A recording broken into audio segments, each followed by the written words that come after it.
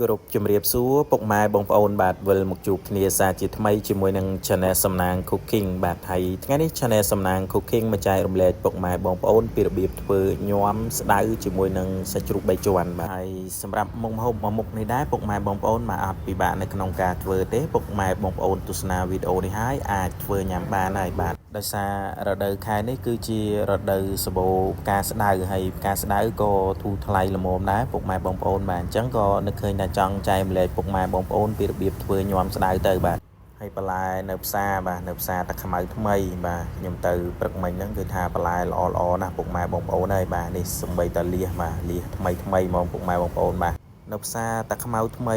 គឺថាសម្បូរបន្លែត្រីសាច់មែនតែនពុកម៉ែបងប្អូនបាទមិនថាបន្លែត្រីសាច់ធម្មជាតិអីទេបាទស្អីក៏មានដែរមើលនិយាយទៅបាទហើយថ្ងៃនេះគឺខ្ញុំធ្វើញាំស្ដៅអញ្ចឹងខ្ញុំទិញបន្លែមកប៉ានេះបាទហើយថ្ងៃនេះបាទខ្ញុំទិញជាមួយនឹងសាច់ជ្រូក3ជាន់ហើយខ្ញុំអេតបន្ថែមជាមួយនឹងកាពឹសបាទកាពឹសឃើញធំល្អហើយស្រស់ខ្ញុំក៏ទិញមួយខាំទៀតទៅបាទតែ2000ទេហើយស្ដៅថ្ងៃនេះបាទគឺខ្ញុំទិញ3-4ដុំបាទហើយសម្រាប់ធ្វើញាំស្ដៅនេះបាទថ្ងៃនេះគឺខ្ញុំអត់ធ្វើនៅ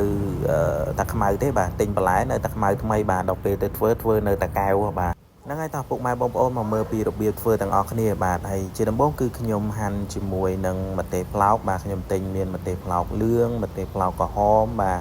ហើយធ្វើបដាក្មួយនោះនិយាយពីថាមាត់ចែកសួរបដាបាទហើយបន្ទាប់មកគឺយើងហាន់តសក់ទៅពុកម៉ែបងប្អូនបាទហើយតសក់បាទគឺយើងពុះវាជា2ក៏បានជា3ក៏បានដែរហើយបន្ទាប់មកយើងស្លាយវាជាបន្ទះស្ដើងអញ្ចឹងណាសម្រាប់ប៉េងប៉ោះក៏ដូចគ្នាដែរឥឡូវបន្លែខ្ញុំរៀបចំហាន់ហើយអស់ហើយយើងនៅតែ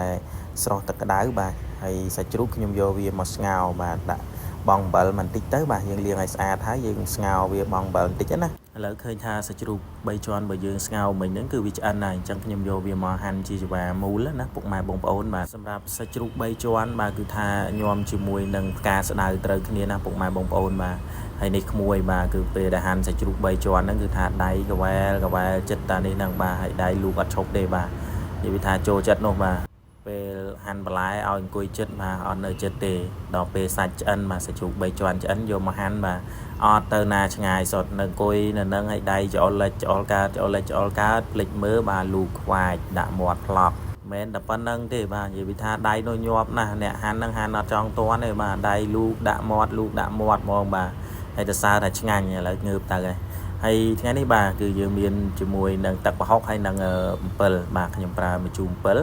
ហើយយើងជ្រុំប្រហុកបន្តិចទៅពុកម៉ែបងប្អូនបាទទឹកដែលយើងស្ងោរសាច់ជ្រូកមិញហ្នឹងបាទយើងជ្រុំប្រហុកឲ្យយើងឈ្ងុយប្រហុកហើយយើងដាក់ជាមួយនឹងអំពិលទុំបាទហើយឥឡូវមកជែជាមួយកុងម្ដងបាទកុងបាទគឺថា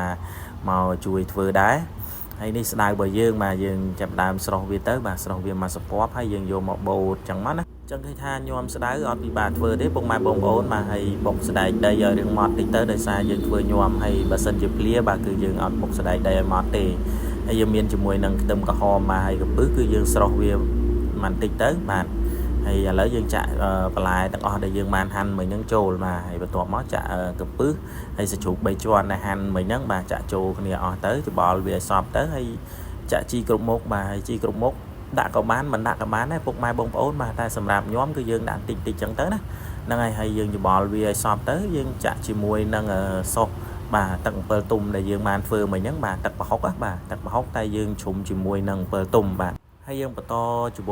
ល់វាបាទច្បល់វាឲ្យសព្វចឹងណាពុកម៉ែបងប្អូនបាទហើយអំពិលទុំអត់ប្រើច្រើនទេពុកម៉ែបងប្អូនដោយសារខ្ញុំប្រើជាមួយនឹងប៉េងប៉ោះបាទប៉េងប៉ោះយើងប្រើប៉េងប៉ោះទុំដល់ចឹងក៏វាមានជាតិជូរណាចឹងយើងអត់ត្រូវប្រើទឹកអំពិលទុំរបស់យើងហ្នឹងទឹកប្រហុកទឹកអំពិលទុំហ្នឹងយើងអត់ត្រូវប្រើឲ្យរឿងជូរពេកទេបាទព្រោះខ្លាចពេលដែលយើងចាក់យកទៅញាំជាមួយនឹងបន្លែជាមួយនឹងសាច់របស់យើងទៅវាអាចនឹងជូរខ្លាំងបាទហ្នឹងហើយអញ្ចឹងមុខម្ហូបមួយមុខនេះឃើញថារួចរាល់ហើយពុកម៉ែបងប្អូនបាទអត់ពិបាកទេហ្នឹងហើយពុកម៉ែបងប្អូនទស្សនាវីដេអូនេះហើយបាទអត់ទាន់ខែនេះជាខែសម្បូរស្ដៅបាទអញ្ចឹងរៀនធ្វើញាំស្ដៅជាមួយនឹងសាច់ជ្រូក3ជាន់ទាំងអស់គ្នាទៅបាទហើយបើយល់ថាវីដេអូនេះមានប្រយោជន៍បាទជួយ share ចែកម្លែកបន្តផងហើយក៏ដូចជា sale ទុកមួយទៅពុកម៉ែបងប្អូនបាទដើម្បីស្អែកឡើងបាទទៅផ្សារយើងទិញការស្ដៅមកហើយសាច់ជ្រូក3ជាន់បាទទិញកន្លះគីឡូក៏បានដែរបាទ10000 20000ក៏បានដែរបាទហើយបើធ្វើច្រើនដូចខ្ញុំអញ្ចឹងបាទទិញ1គីឡូត្មងទៅបាទហ្នឹងហើយឥឡូវឃើញថារួចរាល់ហើយតំណងណាពុកម៉ែបងប្អូនបាទយើងបន្ថែមជាមួយនឹងកាពឹសបាទ1គ្រាប់2គ្រាប់ទៀតមក bà người ta chụp chụp ngay na một này bà bàn hộp chung cái nia bà chung bong chung ôn mà ngay na hay bị say nó bà người ta khai này vì chỉ khai bầu sẽ đau bà chẳng dừng hộp bà hai tới bà phật ta bị khai đi tới bà lên sờ miên hái hay không ta bị khai này bà ca sẽ đau gõ sờ miên này mà chọn hộp bà miên ta trôi miên ta slug đây bà nó ngay video ngày này cứ miên tập năng đấy ở con bụng mai bông ôn mà chui xe chạy lên mới phong bà ở con chụp kiaនៅ video ក្រោយទៀត